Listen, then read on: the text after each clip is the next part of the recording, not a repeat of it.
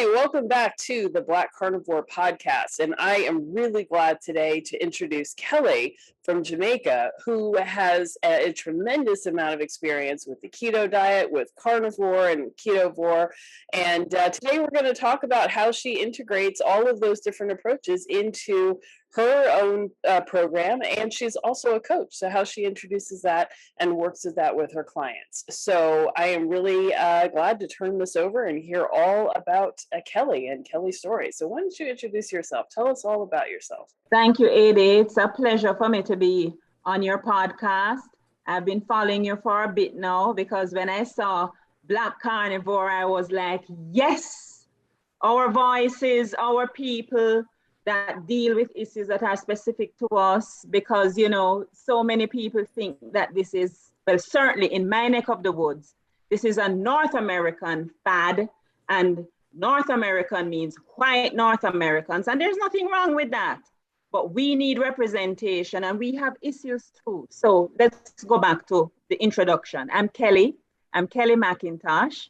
I'm from Jamaica. I work in Jamaica. I have a regular 9-to-5 job. I work in logistics and supply chain management. But my life was turned around about 4 years ago. In fact, I think it's come the 28th of August, it will be 4 years since I really decided to make a change. I have always battled weight. People will say it's in my genetics, but as we know now, the gene is just the bullet in the chamber. The lifestyle is what pulls the trigger. So yeah, my father's side of the family they're all heavy. They have diabetes. They have heart disease. And so the eldest of 6 kids, I'm the only one that was fat. And I have struggled all my life with being the heaviest one in the room. And I've had periods where I've lost weight, put it back on, put it back on. And I remember after my son was born, my son who is now 18, and just before I got pregnant with him, I bought a book in a used bookstore for about maybe $1 at the time. It was the Atkins book. And I read it. And a lot of what he was saying made sense.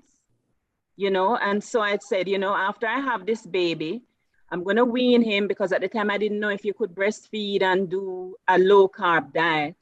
I'm going to wean him after 3 months and then go on this thing. And it was the most painless, or let's do it, least painful way for me to ever lose weight. I wasn't hungry. I didn't have to watch portions. I ate food that I loved, and I lost weight, Adi, after my son was born. And for about 2-3 years, I was good. And then carb creep happened. And I put back on, probably over 14 years, I put back on maybe about half of the weight that I had lost. And the funny thing is, I remember just trying to lose 10 pounds. What I used to be able to do in my 30s and my 20s to lose 10 pounds just wasn't working anymore, you know? And I thought, no, well, looks like you're destined to grow old, fat. And at the beginning of August, 4 years ago, I cleaned out my cupboard. Because if you have struggled with weight, you know that our cupboard has the skinny clothes and the fat clothes for when we cycle between. And I just took out all my so-called skinny clothes and I donated them to charity. And then 3 weeks later, we went to the beach, my happy place. And my daughter, who is a photographer, took some pictures. And when I saw the pictures, I was horrified, because what was in the picture did not match how I thought I was looking. And I said, no, I don't care if you've given away all your skinny clothes. You owe it to yourself to do one last try. And then I called my son, who was 14, and he was also an overweight kid at 14. And I said, Nick, we have to do something. I know this works. I've done it before, and I think it will help both you and me, because he had done the calories in, calories out, everything in moderation route. And it worked, but he was so unhappy. At 8, can you imagine a 12-year-old kid eating just a bunch of lettuce and having to run laps? he was unhappy. I remember. Yeah, It so, was awful. and Eddie, I saw my kid, my lovely, beautiful, bright son. I saw the light fading in him. And the doctor said he was pre-diabetic. So I said, I At said, 14 already, he was pre-diabetic. he was pre-diabetic. And I said, Nick, let's try this. You and I will do this together. It works because I've done it before. To hear him say it, he says, I forced him. I thought I convinced him. I really thought I convinced him, but he said I forced him. But anyways, so we started and he lost weight.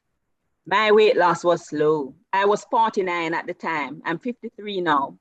And at the time, my weight, I think that first 30 days, if I lost 5 pounds, I lost a lot. But guess what? I started feeling so much better. My energy levels were up. My moods had just kind of evened out. I felt at last I was taking control and I felt good inside. And so we continued. And here we are, me and my son. He's now 18.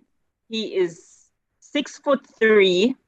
He actually got so skinny. He said, do I need to start eating carbs again to put back on weight? I said, no, you need to lift. You need to lift weights and eat more protein and build lean mass. That's what he's doing. And he is so happy. But for me, I mean, I'm still 4 years later, not where I want to be in terms of weight. And I still tweak my journey, but I am so much better, AD. I was between a size 18 and a size 20 pair of jeans, plus size jeans when I started. And I'm in a size 12 regular. And I'm heavy, I'm bottom heavy. So I'm very happy with where I am. I'd like to get down to a size 10. That's my goal. But that's how I got into this. And then when people saw what was happening and they said, what you doing? And I started to read. I'm like, why is this so easy? Why is this working when nothing has worked? And I started to read and just digest a lot of all the information I could get my hands on. And then people asked me to help them. And I said, well, sure. And then I realized it was taking time. And so I said, well, let people pay.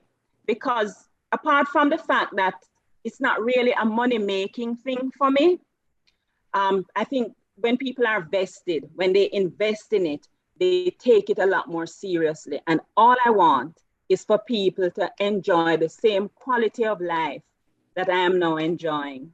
That's all. So that's how I got into keto and weight loss and coaching. Well, I love that story, and I totally agree with you about like making that investment. Um, I find, and when I work with clients as well, like it is really important to make it. It's gotta, they've got to be really fully committed to make it work. And in the very beginning, before you know that this is going to work for you, you're stepping out on faith, and it's hard to get people to really just fully buy in the beginning. And that's why it can be, sometimes it's better, you do have to charge, because that does help people like really be, decide this is it, I'm going to do this, and I'm going to have faith in it, and I'm going to follow through. Do you find that to be the case? Absolutely. There has to be some sort of investment, because I understand what it feels like to be overweight and unhappy and desperate. I have tried every single diet that there is under the sun.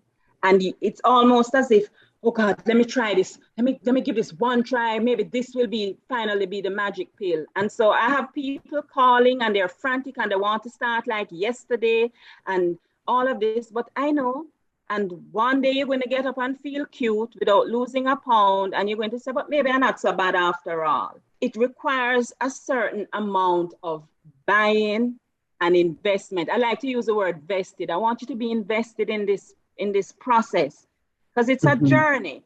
And yeah, while there are some basic fundamentals that I will say, okay, we're not eating sugar, we're not eating grain. The amount of fat and the amount of protein are variables that you can toggle depending on where you are on your journey. And I need for you to not look at this as another cabbage soup detox. It's not what this is. This is, you will get results. If you follow the process, you will get results. I promise you. But it may be faster, it may be slower. And I need for you to just suspend the franticness. There's a difference between being frantic and being urgent. Frantic, no bueno. But urgent, yeah, let's act. We can work with that. So I know you wanted to lose this weight yesterday, but you didn't gain this weight yesterday. We didn't gain this weight yesterday. So let's calm down. Let's look at your goals, my goals. Let's form a plan, and then let's be strategic about implementation and realistic about measurable milestones along the way. Because yeah, I understand how you feel. But let's do this thing so that it will last, it will stick. And so you're really vested in the process. Mm-hmm. And can you tell me, like, what was your transition like into keto, from the standard, well, whatever you were eating, like, what were you eating before? And then, yeah. So AD, I come from Jamaica, and we are carb heavy eaters. We eat a lot of rice. We also, and this is fact, we drink a lot of sugary drinks in Jamaica. That wasn't my weakness, but we do have a very high threshold for sugar. And so Jamaicans drink. I love sorrel and ginger beer. Like, I just drink that all day long. And yeah. We drink a lot of sugar, and we drink sugar multiple times a day. So apart from the rice and the sugary drinks, Jamaicans also eat a lot of what we call ground provision. So, and a lot of nutritionists call these the good carbs. So that's like sweet potatoes that you guys call yams, yam, real yellow yam, white yam, green bananas, ripe and green plantains. We eat a lot of flour, wheat flour, in the form of bread, in the form of dumplings. And so all our meals from breakfast right back are very carb heavy. We also do have sweets, but I didn't necessarily have a sweet tooth. I did eat a lot of rice and a lot of potato, pasta, and I ate a lot. I didn't necessarily have a bad snacking habit, but when I sat to eat, I would eat huge amounts of food. I mean, I really ate, and we ate our 3 meals a day. And so that is what I was coming from. Now, I know myself, and moderation does not come naturally or easy to me. So I was just honest with myself. For me, there was to be no tapering down of anything. Some people can taper down, right? Who am I to tell you that it won't work? But I know myself. Once I have a spoon of rice, I'm going to have 2 cups of rice. Once I have a slice of bread, I'm going to have 4 slices of bread. And so I went from the regular Jamaican meal with 5 starches or 3 starches in the plate, because that's a typical Sunday dinner, I mean, my family now, we look back and we laugh and we say, Mommy, remember when we used to eat rice and peas, macaroni and cheese, and fried plantain for Sunday dinner? We don't do that no more.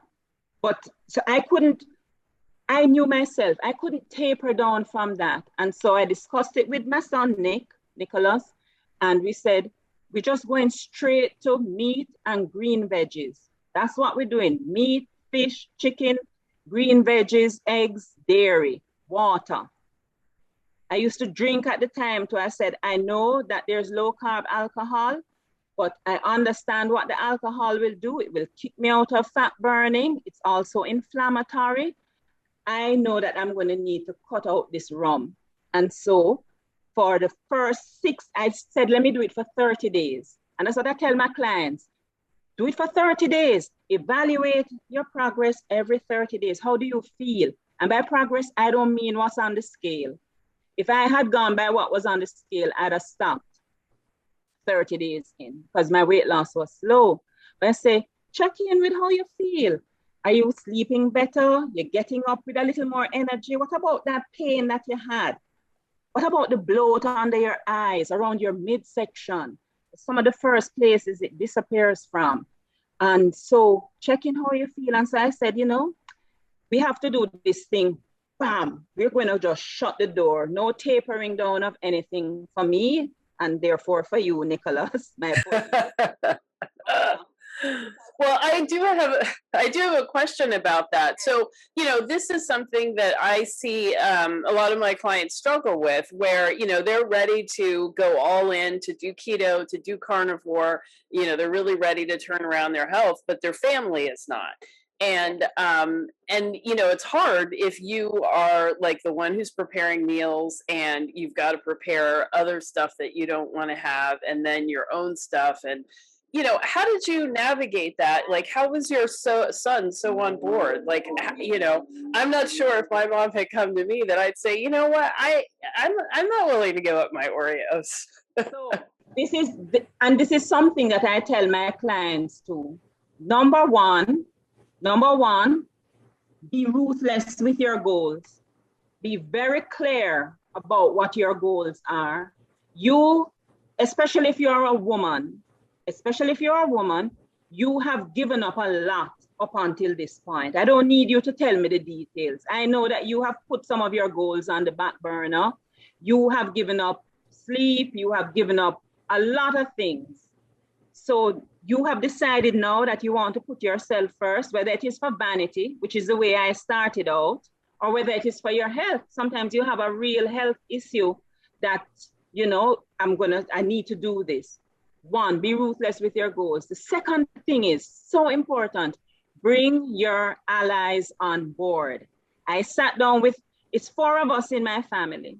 My daughter had gone off to college, so I didn't need to explain to her what was going to happen. But I sat with my husband and I said, listen, this is what I'm going to do. This is why I'm doing it. Now, he had seen me do a million diets. So poor soul, maybe he was skeptical, maybe he wasn't. But Ade, I promise you that 9 out of 10 times, if you explain to the people around you, and I call them your allies, because they are potentially your allies, what you want to do and how you need them to help. And I said to him, for 30 days, I am not planning to cook rice or pasta or potato. Myself and Nicholas are doing this. I'm asking you for your forbearance. If you want rice, by all means, please cook it and then tuck it to the back of the fridge. I said, I won't be cooking it for you yet. For the first 30 days, I cannot even handle it. No, I was straight. I said, I cannot handle it for the next 30 days. If I cook it, I'm going to eat it. But you can cook it, but then tuck it to the back of the fridge. Bread is no problem. You can have the bread. It's there on the table or wherever. That doesn't bother me. It's the rice. And I want your support. And he said, oh, sure. Yeah. We'll do it. And I promise you that for most of us, if we bring our allies on board with very clear statements of intention and very specific, how do you want them to support you? Lock away the temptations. 9 out of 10 times they'll come through for you, you know? And so that's how we did it. And then I just stopped buying the snacks, the cheesies and the Oreos, as you said, the Chips Ahoy, the banana chips, the plantain chips. I said to Nicholas, we're not buying these. I mean, I used to eat them too, especially when I'm drinking rum. You know, you want the banana chips because they're salty and crunchy and nice, and alcohol really intensifies the desire for these things. And so I told him I'm not buying them again. He asked, what about lunch at school? That's another hurdle to scale. I said, well, rotisserie chicken, you go and carry lunch to school. You get water, freeze the water or carry it in an insulated bottle, and rotisserie chicken that you can warm up in the microwave at school. And that's what he did. Kudos to him. He could have hidden, or he could have pushed back. I don't think he was very happy at first, but then when he had some good weight loss month one, and I think that incentivized him to continue. And that's how we navigated that hurdle until now. 4 years later, my family is largely low carb. My husband and daughter still eat some bread. Every now and then they might cook some rice. Christmas dinner is it's like your Thanksgiving, Christmas dinner. For the last 3 Christmases, I've done completely low carb dinners. Last year, I think my husband said, I really feel for some rice and peas. I cooked the rice and peas, and a few people had it. It stayed in the fridge for days. We largely eat low carb now because that's just become the way we live.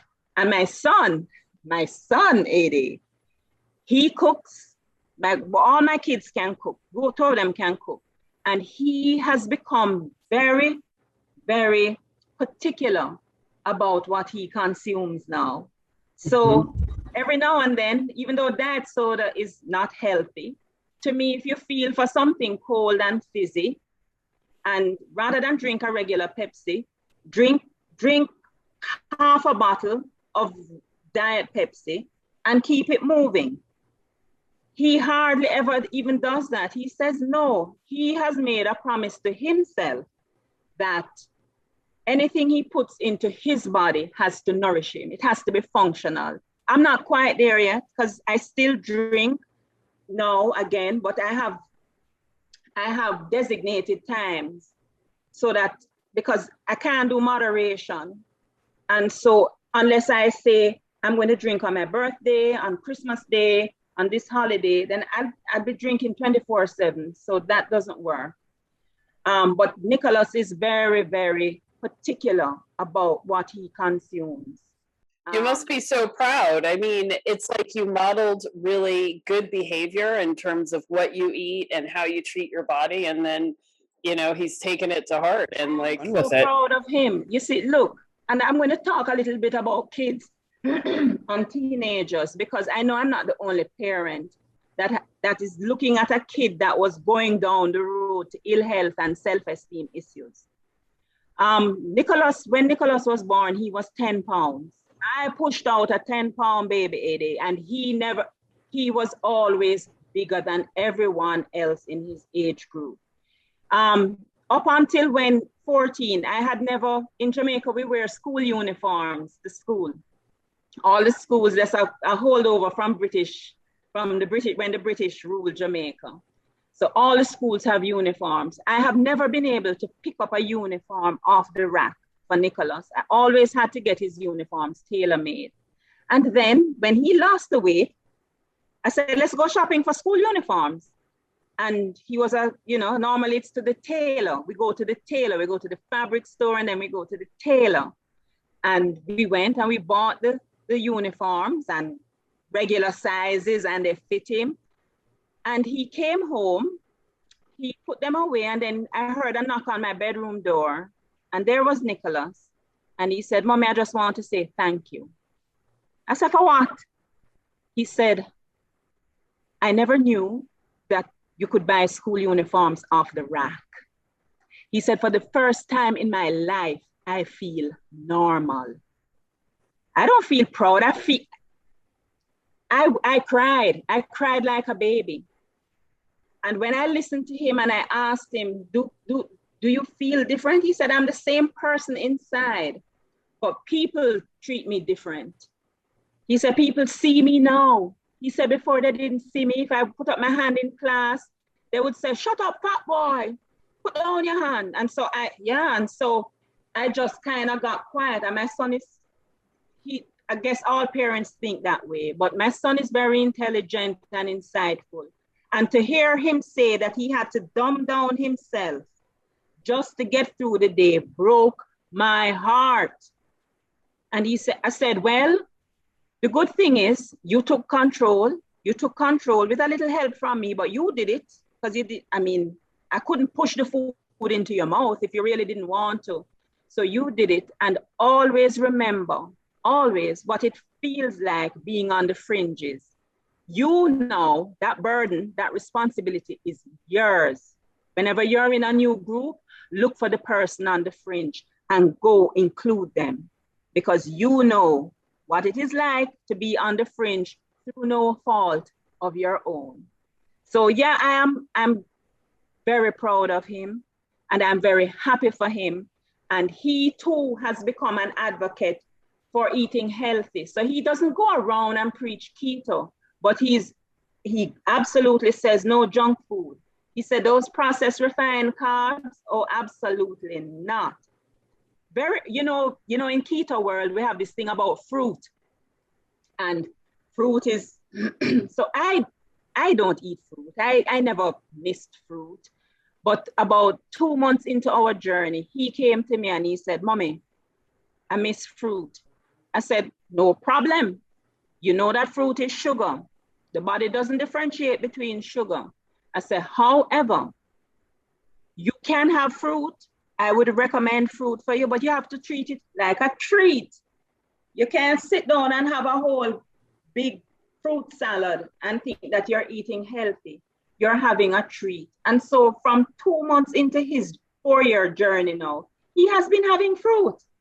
It works for him. As I tell my clients, I say, I would never sit here and tell you that fruit is bad for you, or that peas and beans are bad for you, or that plantain is bad for you. Those are all food that comes out of the ground. It can't be bad for you. It can't be bad food, but it might be bad for you at this stage of your journey. Mm-hmm. And so I said, there are no rules. You just need to, I give you information. You know your body. There are certain physiological realities. Make a choice. I will give you a recommendation. You have 50 pounds to lose. I don't think ripe plantain is a good choice for you now. 2 eggs better than a fried plantain.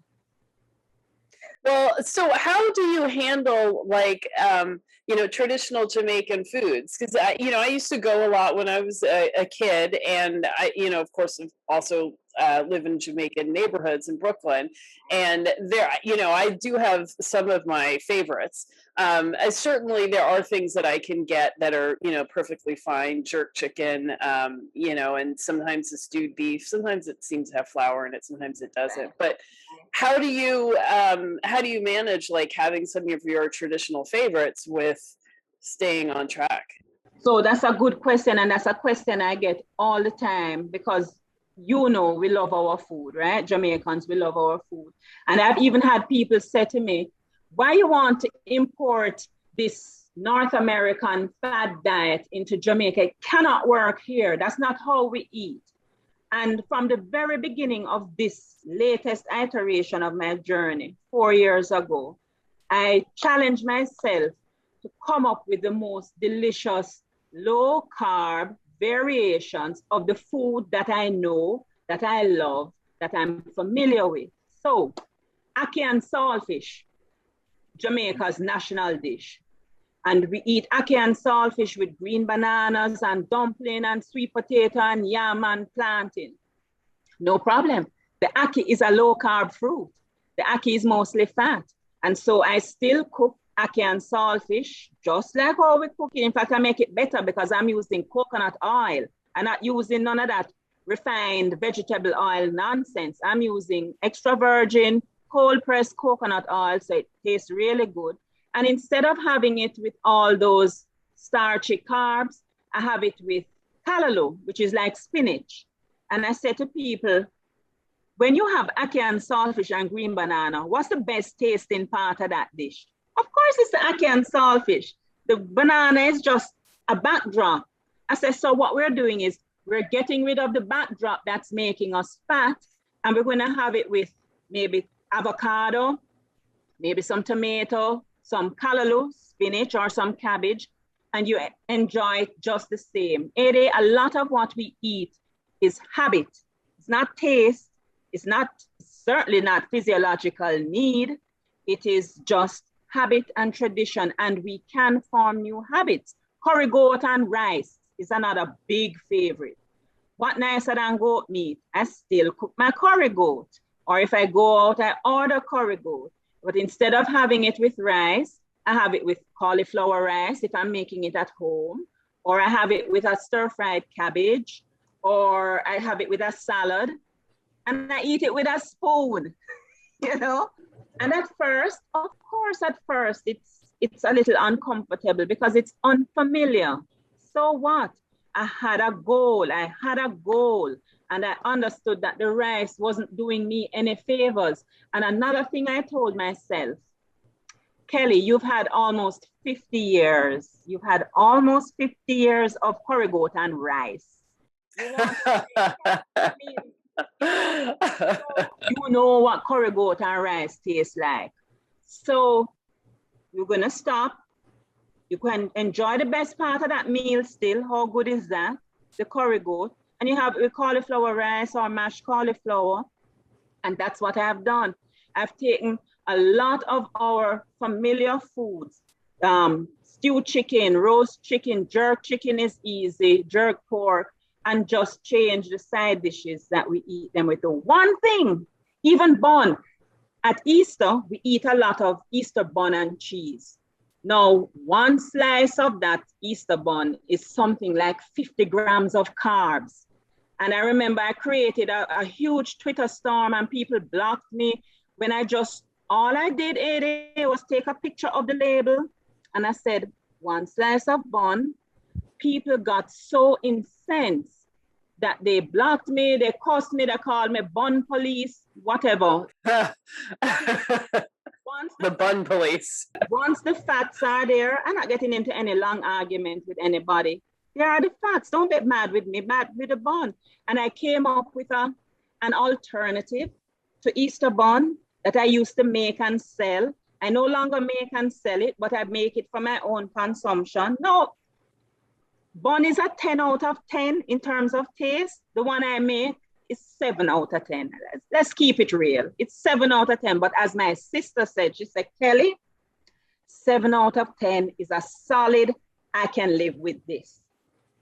And so that's what we have. That's what we have at Easter now. The one thing that I haven't been able to replicate or come close to is patties. You know, Jamaican patties?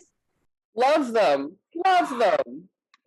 No, that I love. I have not had a patty in 4 years, okay? And I have not found a credible solution yet. And my son keeps saying to me, Mommy, you need to come up with a keto patty. You need to do a keto patty. So I'm going to work on that. Probably use a fathead dough or something. Well, yeah, I was going to say, like, well, the protein sparing modified bread, like, would that work or something? Possibly work, and I'm going to try it. I'm really trying it. And this might lead into something that you want to go to. As my journey progressed, I found that a lot of the substitute foods and what I now call transition foods became hindrances rather than help. They were absolutely useful in the beginning. So I had all my low carb sweetener, all the almond flour. I wanted to ask you about that. So when you found the Atkins book, was that in the late 90s? That was in the late 90s. Yes, ma'am. Yes. Okay, so you lost a whole bunch of weight then, and you went a good, 15, 20 years. But a lot of these keto products, like, really have only come into, existence, like, I'd say, I don't know, in the last 5 or 6 years. Correct. So what was happening between, like, 95 and 2015? And then how did that creep happen? I just went back to having a little rice with dinner. I just went back to having a slice of bread. I just went back to, okay, this is a cheat day. And then the cheat day just turned into a cheat week, into a cheat month. And then I just abandoned it altogether. That's how it happened. It wasn't anything to do with keto labeled specialty foods. I just started eating the foods that made me fat in the first place. I just started eating them again in small quantities, and then there's something that happens. Can't bother. And then later on, you started adding in these keto substitutes, Right. and that made things worse. So when I started the journey again 4 years ago, I said, let me find substitutes. And the substitutes were fine up until a point. And they started to slow down. They were very good. I'm not knocking them, because early in the day, if I wanted bread or something, or pizza, I could run and do a fathead dough. Or I never ever bought keto label stuff. They're not widely available in Jamaica, which is a good thing. I tell my clients, I said, stop looking at all these keto labeled nonsense. I say, real food is what we're eating. And I don't care how jealous you are of your cousin who bought something, keto chips. I said, it's not helping your cousin. I promise you it's not helping your cousin. I said, so we're eating real food. But the transition foods like a diet soda, or maybe fathead dough, or mug bread, or, those things, they really helped us at first. They really helped that transition from standard carby foods. But then after a while, the progress slowed down. And to be honest with you, the times when I went without, I felt better. Mm-hmm. So I started seeing this carnivore diet, and I was like, are these people mad? Just meat? Because I love veggies. I love veggies. And I said, no, sir, I don't think I could do that. That sounds really boring. I don't even know if it's healthy. But then by that time, I had read Big Fat Surprise, which was an eye-opener. It was so well written, and all the references and all the studies that were reworked to show the truth. I said, well, maybe there's something to this carnivore diet. And then I started reading about fiber, and we need fiber. No, we don't. And I said, but maybe there's something to it. And so it was one Christmas. I have 2 months in the year where I indulge. In 4 years, I have never cheated. But there are 2 months of the year that I indulge low carb.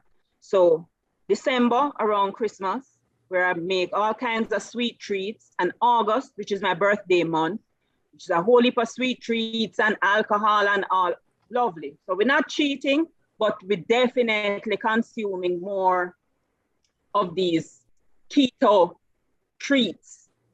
And I remember after Christmas, I think it was last Christmas, January came, and I said, I need to just kind of rest the system and get all of this out. Let me try this carnivore diet. 80. After 30 days of meat and water, and I drink a cup of black coffee, a cup of coffee a day. I went black. I said no dairy. So let me just come off, and so that all that bloat and that heavy feeling disappears. No alcohol, no dairy, just meat, eggs, fish, chicken, water, and my single cup, not even 16 ounces, maybe 8 ounces of black coffee a day. After those 30 days, I felt so good. Wow. Wait, so you did that for 30 days straight? Yes, I did. I did. So that's a huge, huge difference for you, probably. Big difference. And I do know. And so you may ask, so then Kelly, why don't you go carnivore 100% of the time? So here's the thing, by the end of 30 days, like how when people are just starting low carb, they fantasize about chocolate cake or mac and cheese. No, by the end of 30 days on carnivore, I'm fantasizing about a Greek salad. I really just want a Greek salad. And so since January this year, I have been in and out of carnivore, mostly carnivore, except for my deliberate planned periods of low carb indulgence. Let me just say that very clearly. I know myself. If I come off plan, it's going to be hell to get me back on, and I have no intention of going back to feeling the way I used to feel. Forget. I I love that you say that though, because like you, like when I would go off, it's not a cheat meal. It becomes cheat weeks, and it takes weeks to get back on it and to really get into it. So really, prioritizing the success and strength of your plan is really key, and that is what's going to help propel you forward. So how? Yeah, go ahead. And that's exactly my motivation. I told you that I started this thing out of vanity, but then I ended up feeling so good. And then the more I dug is the more I realized the spin-off effects to health. And I'm now 53. Heart disease is in my family. Diabetes is in my family. Dementia. I am so scared of that thing. I'm scared of dementia. And there is absolutely a link between dementia and sugar consumption and sugar metabolism, right? Nobody can tell me otherwise. And so that's my motivation now. I want to grow old and be able to move up and down freely. I move so much better now. I move with so much more ease. Just move around. There's no aches, there's no pains. Every Saturday, my son and I do a 5K. We live in the hills.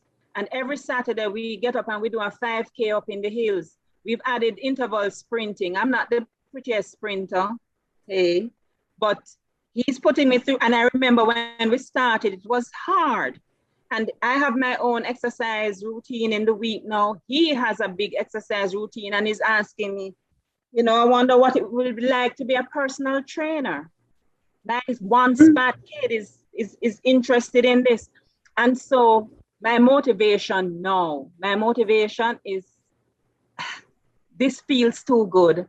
I really do not want to go back to that. And because I know that as I get older, the recovery is harder too. The recovery is harder. I'm not going to tempt fate like that. Not at all. Yeah. Yeah. I love that. And, and I go longer and longer now between, finding myself off plan, and I just, I'm not interested in feeling that way anymore. So yeah, that's great.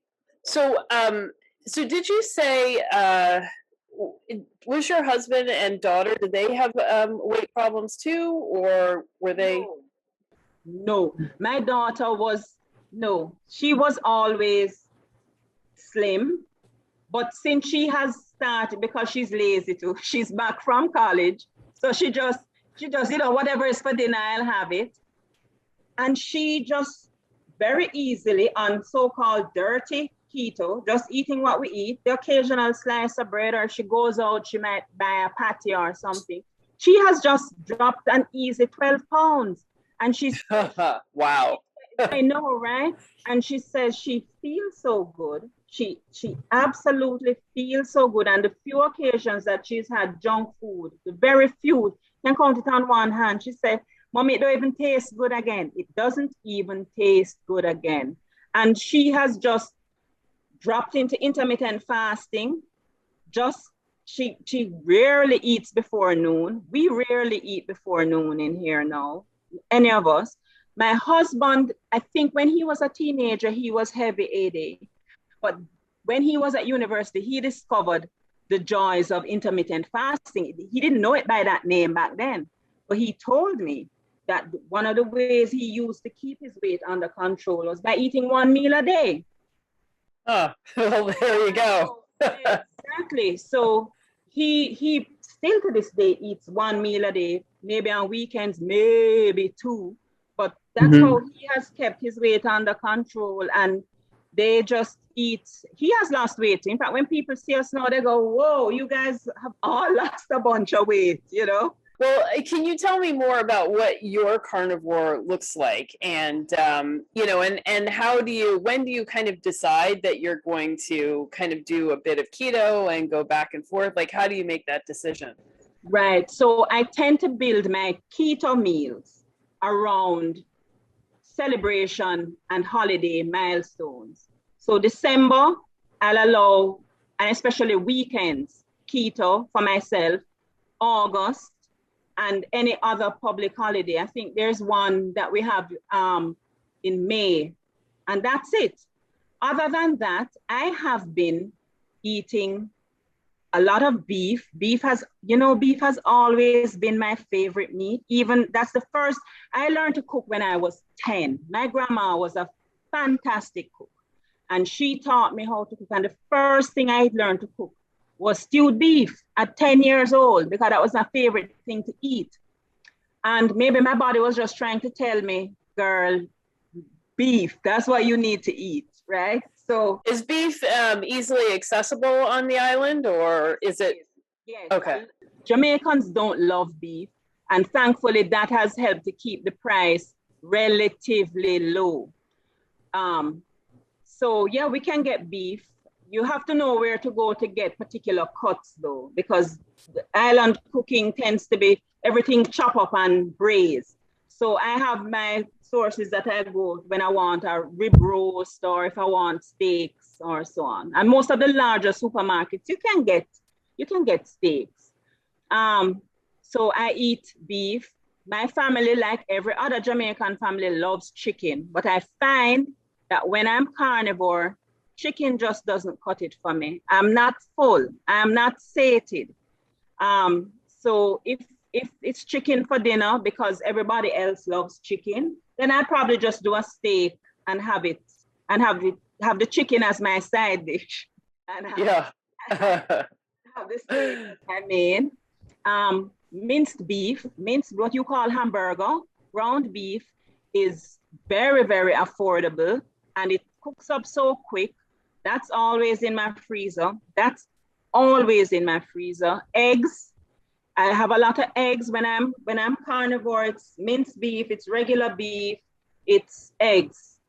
That's what I have a lot of, and water and black coffee.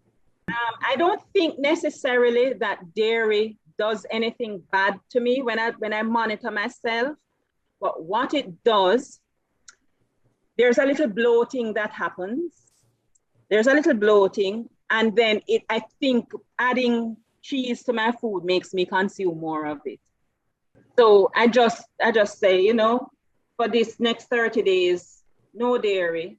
Maybe if I feel for a small piece of cheese, and then I'm very deliberate about and intentional about my portions, but it's meat and it's eggs, and that's it. And water and the black coffee. That's it. What about fish? I mean, you live on an island, like I would think. Yeah. So I'm not a big fish lover. I don't think I cook fish particularly well. So if I do go out, so let us say we go to the beach, yeah, definitely we're going to eat fish. And so I'll have fish, and we do a nice steamed fish where we steam it with okras and so on. The fish I love is salmon, but salmon is hella expensive in Jamaica because, as you'd imagine, it's all imported. So salmon is a treat for me. But no, fish is not a huge part of my diet. No, I do have it from time to time, and there are times when I crave it. And if I am craving fish, it means that I need something that the fish has to give me. And so then I go and get it. But most of the time, it's beef. We do love pork. My daughter loves pork. But again, when I'm fully carnivore, pork doesn't do it for me like beef. So, and sometimes if they have in their pork or their chicken or whatever, I will even just set up the crock pot with some of the cuts of beef, and that's fine. So I'll have that beef. Well, is goat comparable for you? I mean, do you feel as satisfied? Okay. Yes. Goat acts probably even better than beef for me. Wow. Okay. I love goat. Goat has become very, very expensive, even though we do produce it locally. It was always more expensive than the imported mutton. Go figure. I think it's a demand and supply issue, because the local goat actually does taste a lot different, and so most of us a lot better than imported mutton, which is really sheep. And so it was always more expensive. Wait, do you raise sheep on the island, or is that always imported? Small amounts, very small amounts, very, very small amounts. And you have to. Seems like goats are pretty easy to raise.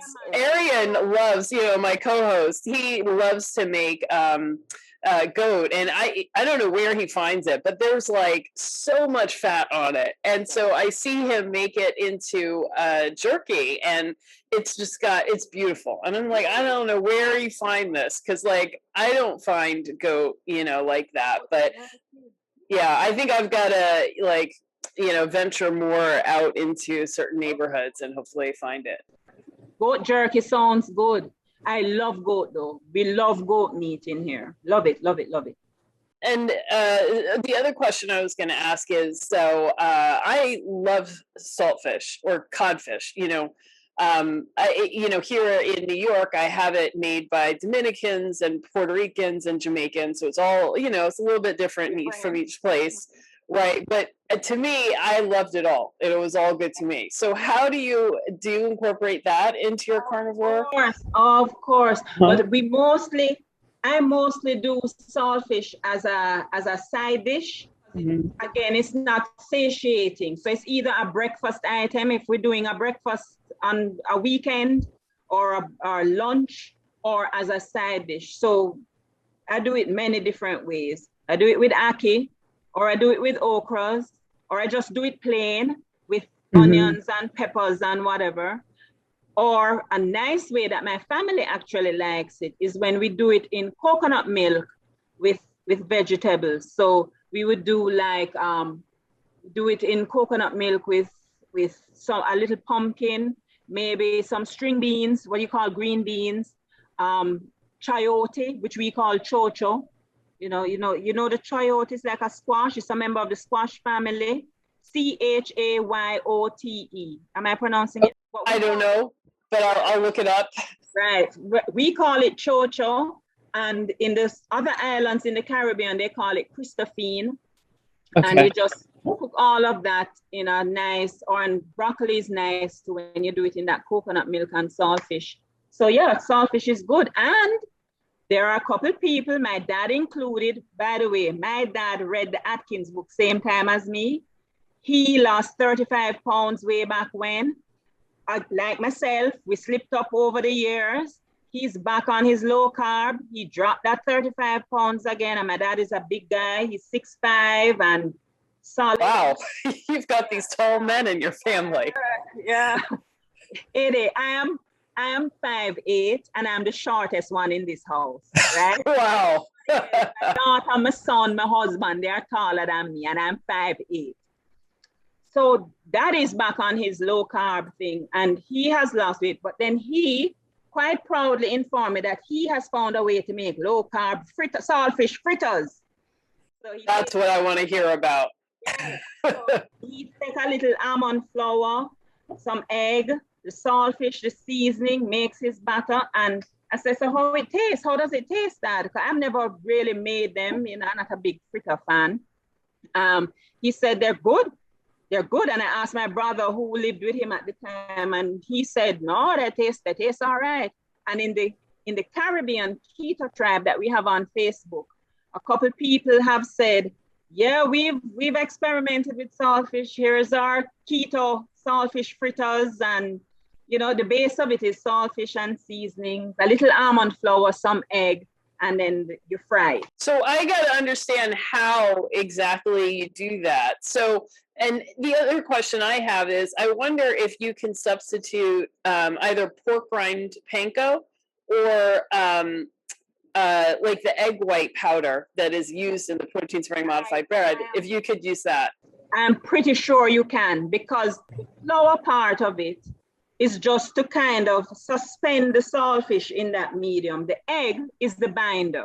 The egg is the binder. So I think you could very easily use the egg white powder, and you could use the panko to add a little body, and the flaked saltfish, you have to boil the saltfish first, so you get rid of all that extra salt, and then you debone it, flake it, and then you mix it with some onions if you like, and some pepper, with like a lot of hot pepper, Scotch bonnet peppers, and you mix that with your panko and your egg white powder and your eggs, the salt, and then Just pan fried. Just pan fried.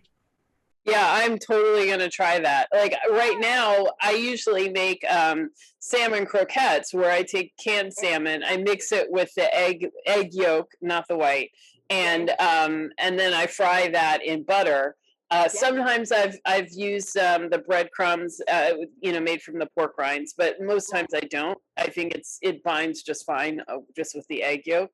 But I'm trying to figure out how you get the fritter, like how do you surround the meat with the batter? Yeah, I think what you're doing, just thinking about it, it should work. It should use the whole egg, and flake the saltfish, and then the batter, the consistency for fritters, the consistency is like a pancake batter. It's not like a crab cake. It's more like a pancake. Even if it comes out a little thicker than the regular pancake batter, it's not as hard as a crab cake batter. And then so then how does it stay surrounding the fish? The egg.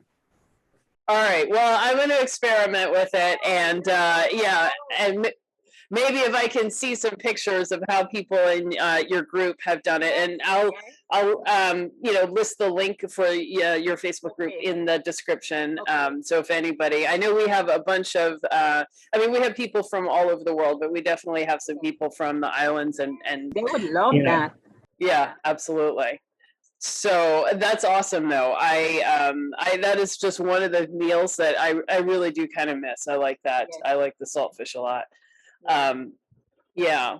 So tell me how you decide when you're going to go, how long you stay in carnivore, and what would you say your transition was like going from keto to carnivore? What were some of the challenges and what was easiest? For me, the main challenge is boredom.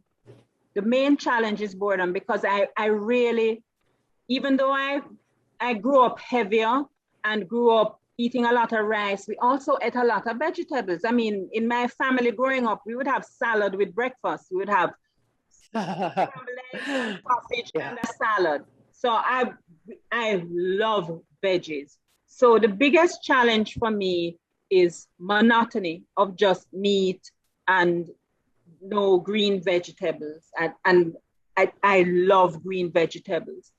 But like I say, there is a noticeable change in how I feel and how my body responds to a meat-only diet, and it's all good.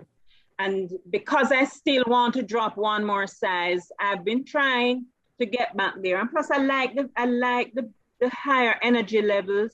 I like the better sleep quality when I'm on carnivore. And so the times when I'm on carnivore are those weeks when I'm not celebrating anything. So, or coming off of a big celebration. Let's put it like this. When I'm coming off of a big festive indulgence month. So come September for sure, I know I'm going to be carnivore at least until the middle of October.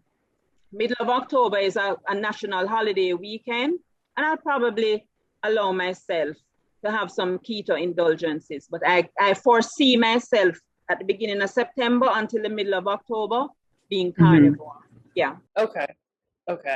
And then,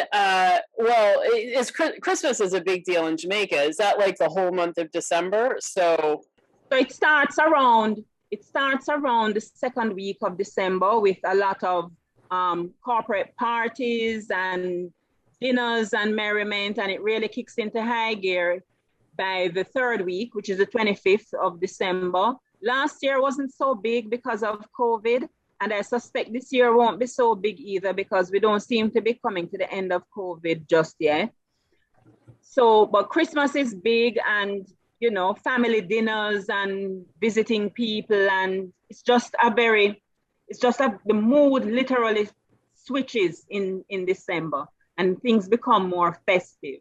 And so, yeah, I allow myself to indulge low carb in December and August in particular, and then isolated public holidays. And then if there's anybody in my family, because birthdays are big in my family, if anybody of my immediate family has a birthday, then definitely I'm going to make a keto cake or a keto treat. And so I would have some of that then. I don't know if you know, you have many friends there who are into this, but I feel like here, you know, there's sort of a sector of the population that is like into vegetarianism or you know, veganism, or they're pescatarians. They drink sea moss, and you know, all of these sort of natural remedies and natural herbs and things. So do you have like friends and family like that? What do they say to you about now you've gone like the other way completely? So yeah, it's not big, but there is a very active, growing vegetarian vegan community in Jamaica. But I don't think they're mainstream at all. I think they're just as fringe as I am. People do though, because a lot of Jamaicans automatically, and I don't think we're unique in this way, when we think healthy eating, they immediately think plant-based. So if I tell them I'm eating clean and they say a side of beef on my plate, they're like, oh my God, no, that's gonna kill you. So yeah, that does raise eyebrows. I do not have any close friends that are low carbers, coming to think of it. They all eat Jamaican, which is carb heavy. And you know, Ade, just to point this out to you, my husband said it to me. He said, Kelly, you know, thinking back, my mother's family were all slim people, slim Jamaicans, but they all had diabetes. Why is that? And I said, because of their diet. I said, do you know? And in preparing for this, I had looked up some stats on the situation that we are in. 79% of all deaths in Jamaica are due to non-communicable diseases. 79%. That's the diabetes, the hypertension, the heart disease. 1 in 3 of us are hypertensive. 1 in 3 Jamaicans is hypertensive. 1 in 8 are diabetic, and plenty more don't know that they are diabetic. And 1 in 2 of us are overweight. 1 in 2 of us are, and more, it's impacting kids, right? And so I don't have a lot of friends who are eating the way I do, but they have seen the changes. And when they ask me, I tell them, because they've always known me as fat. And they say, Kelly, what you doing? Eating meat. Meat heals, you know? The people who are able to get fat are lucky, because you know, you can push off diabetes the longer you're able to get fat. But once you have hit your fat threshold, that's when it ends. But some people, you know, their bodies don't allow them to get fat, so they gain 20 pounds and then boom, they've got diabetes. I feel lucky that I was able to gain so much weight. It was a blessing, a gift. So what's next for you? How do you what kind of fitness do you work in? I mean, you work out with your son, which I mean, working out with an 18-year-old guy is you've got to be. It is awesome, but you've got to be in great shape to keep up with him. So that's impressive. So I describe my exercise habit as just moderate. Just moderate. I work out 3 days between Monday and Friday, 3 days, sometimes 4. And I do a mixture, because I still tell Nick, I'd say 4 years of consistent working out. Every morning I get up, I'm telling you the truth. 8 out of 10 mornings when I get up, I have to convince myself to get up and move. I do. It doesn't come naturally to me. I don't love it. There are probably 2 out of the 10 mornings where I feel, yeah, let's do this. And so I work out with videos at home, using weights, some yoga, some low impact cardio, because burpees are of the devil.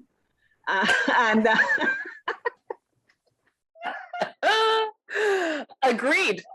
Totally agree with you. And then on a Saturday now, the 2 of us do our hill walk. And yes, he does have to wait on his mom, or he does sprints while I power walk up the hill, and he does a series of sprints back and forth because he has now surpassed me in terms of strength and agility and everything, which is how it should be. I do eventually, I've never said this publicly, but I do eventually want to get into lifting. And I'm sure it's going to happen at some point when my schedule and my obligations allow it. I don't live in the city. I work out of the city as well. And so it's difficult to coordinate, to find a gym where I can get a trainer and so on. But I'm pretty sure that will change. And at some point, I would love to get into lifting. Listen, Ada, I've always exercised, you know. I have always exercised. From the time I was 13 and overweight, my father sent me to the gym. Did not love it. Did not love it. Then when I finished college, I didn't really work out at college, came back to Jamaica. I joined a gym, and I have always had some sort of exercise going on, even at my heaviest, because exercise actually, and I recognize this from a long time, exercise really helps my moods and my mental clarity. Mm-hmm. And so that's why I exercise. I'm well aware it's not about exercising to lose weight. It is about, one, for me, my mental health. It really, really helps me to focus and mental clarity and stable moods. And two, as I get older, I need to be keeping my muscles and my bones intact. And so it's about preserving a quality of life for me as I get older, because I really, really have visions of myself being an active older person, still hiking. I love the outdoors, hiking, moving up and down with ease, and just getting through life without being tied to a chair or a bed. That's not part of my vision for myself at all. I love to hear that. And that's how I feel too. Like I would like, you know, I just turned 50, and I really seriously want to live until I'm 100. And I want the next 50 years to be, you know, for me to be strong enough and like physically capable enough to like do stuff. Yes. Yeah. Absolutely. That's my goal. That's my goal. My husband and I want to go retire in the country and run a bed and breakfast and to be up and down with our guests. That's our plan. That sounds awesome. I love that. I'll be looking you up. Yes. Okay. So where can people find you, and, you know, how do they get how do they engage with you? Sure. So I'm very active on Twitter. My handle is Kelly McIntosh, at Kelly Catherine. I also have a blog that they can contact me through. It's kellycatherine.com. And anybody is welcome to join the Caribbean Keto Tribe on Facebook. Just search for Caribbean Keto Tribe. We're small, but we're growing. And I really think that it was important for us from the Caribbean and in the Caribbean to see others who are eating familiar foods, but doing it in a way that honors our goals. And so that's the main reason I started the Caribbean Keto Tribe, for a forum for us. We don't have keto snacks and almond flour and coconut flour and these things, but we have a lot of green vegetables. We have beef, we have goat, we have fish. So let's see how we can do this. So that's Caribbean Keto Tribe. And I do have a small presence on Instagram at kelly.o.mcintosh, where you'll see mostly pictures of the food that I make and before and after. I prefer to say before and during pictures, just to show people, look here, if a 49-year-old woman can start this and sustain it in Jamaica, you can do it too. And there is a solution. If your story, and this is why I've started telling my story. My husband said, you sure you want to go public with weight loss? It's such a touchy, emotional, what if you gain weight again? And, you know, and I thought about it. And remember now, I've struggled with weight all my life, and weight loss and gain is so personal and so emotional, this part of the world. And I said, nah, I want to show people that it is possible. And if I gain the weight again, that's not an indictment on me. I have no plans to, but it doesn't change who I am. It just means that I need to do something different or do it over. And that's not a crime. This is a journey. And it's the same me. So again, if I go public, I'm less likely to come off track. So it's also an accountability mechanism. I went public with it, and my daughter said, "Mommy, document your food and put it on Instagram." And she was the one who got me to start doing that. So that's actually when I started my Instagram, when I started this journey. So yeah, just reach out. I'd be happy to engage. No problem. Okay, well, that's great. So I'm going to put all of your contact information in the description. So everybody who's watching, if you would like to, just reach out to Kelly and follow her journey and get some more ideas from her, definitely reach out. And, and I wish you all a wonderful week. I really appreciate you coming and listening to our conversation. I hope that you got a lot of value and a lot of information out of this conversation. I fully enjoyed it. Kelly, you are awesome to listen to and so, so inspiring. So I really am looking forward to hearing more of you out there and leading and guiding and inspiring all of us who need this. We need our voices and we need our representation out there. So thank you for coming on.